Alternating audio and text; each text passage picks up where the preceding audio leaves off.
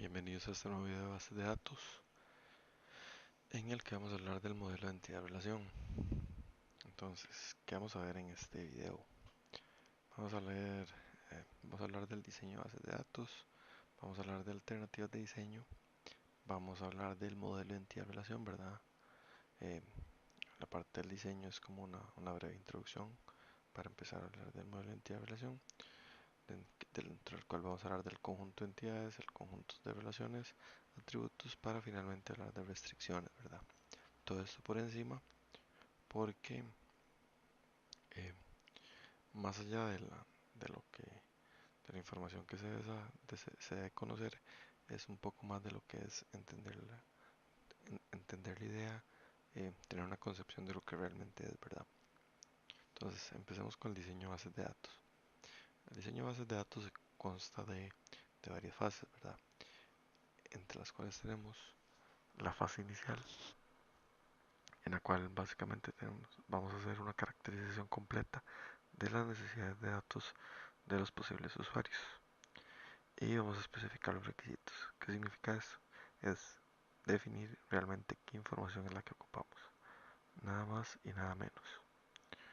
Eh, Además de también eh, pensar en posible crecimiento de la base de datos, ¿verdad? Dejar la posibilidad de que esa base de datos crezca o no, ¿verdad? Entonces, básicamente lo que vamos a hacer aquí es definir qué datos ocupamos, ¿verdad? Porque para que sepamos, entre más datos vamos a guardar, claramente la base de datos va a ocupar más tamaño físico. Entonces, siempre es importante especificar bien qué es lo que ocupamos. Continuamos entonces con el diseño conceptual, que es la elección del modelo de datos.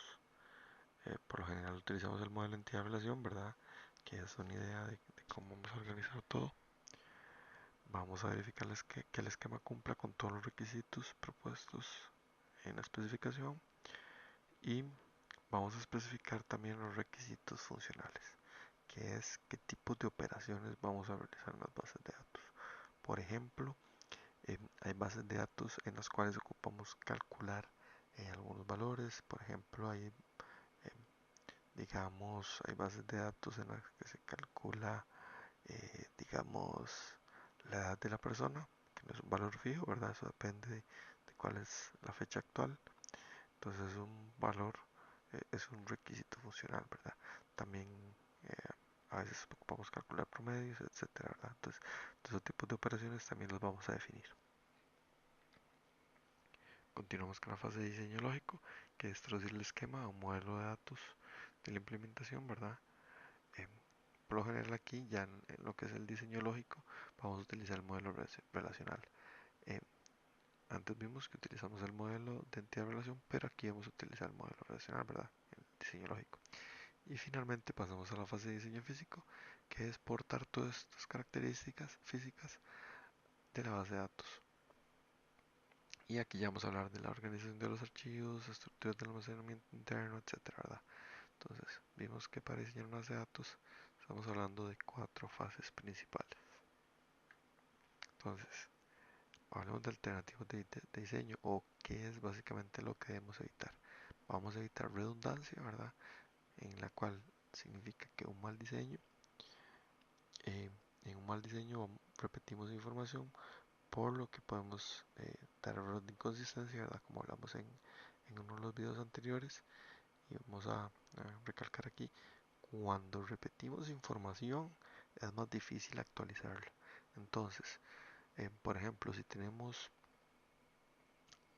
más de una tabla en la que tenemos el nombre de un estudiante junto con eh, digamos, su dirección, actualizar esta dirección es más difícil de hacer en 3 tablas distintas que si la hacemos solo en una. Por lo que repetir información genera errores de inconsistencia, ¿verdad? Que es básicamente esto, que no se actualiza toda la vez y no se mantiene el orden, ¿verdad? También debemos evitar incompletitud, ¿verdad? Que es eh, modelar la base de datos y en la cual no tomamos en cuenta una relación o una entidad, ¿verdad? Por ejemplo, como en el caso de una universidad, si tenemos estudiantes, una tabla de estudiantes, una tabla de cursos y una tabla de profesores, podemos seguir la relación desde los estudiantes hasta cuál profesor le da clases a cada estudiante. Pero por ejemplo, si no tenemos la tabla de cursos en la que especificamos qué cursos da cada profesor, no vamos a poder obtener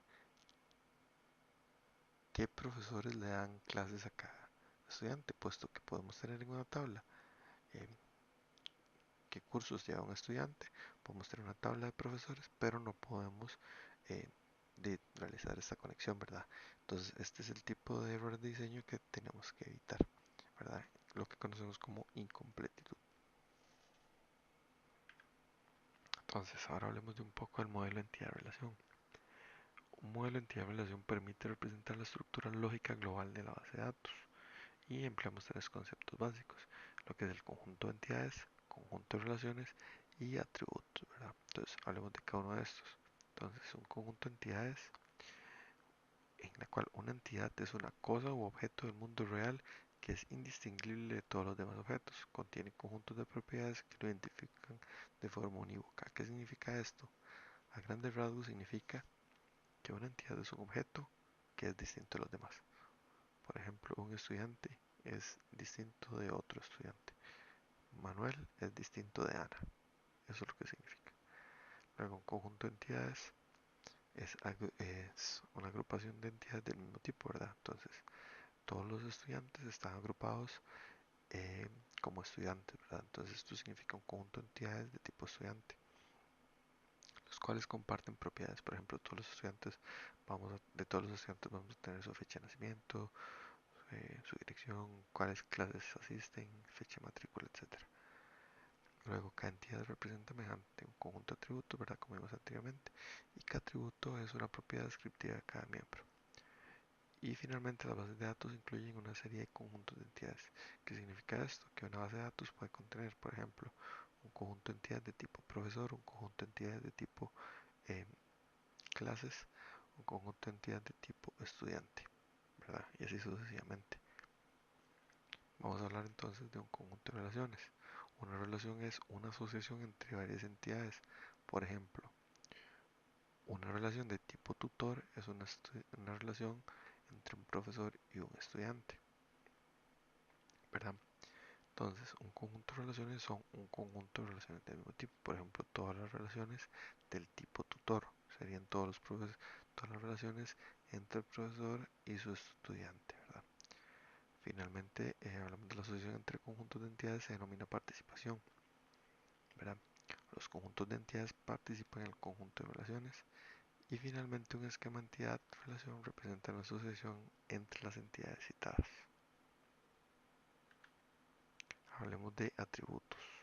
Entonces, los atributos, que son los datos o la información de cada entidad, cuentan con dominio, que serían todos los conjuntos de valores posibles permitidos. Por ejemplo, em, como dijimos antes, en la fecha de nacimiento solo se permiten valores de tipo fecha, en la edad solo se permiten valores enteros y este tipo de valores, ¿verdad? Que son el dominio define qué tipo de valores permitidos para cada atributo.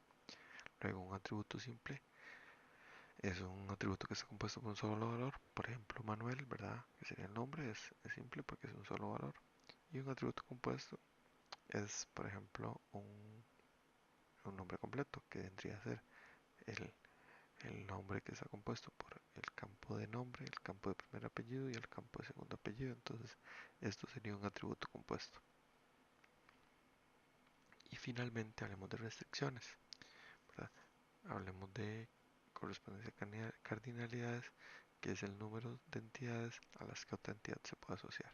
Entonces, hablemos de tipos, que es una correspondencia tipo 1 a 1. Entonces, significa que cada entidad A se asocia a lo sumo con una entidad B y cada entidad B se asocia a lo sumo con una entidad A. ¿Qué significa esto? Vamos a poner un ejemplo.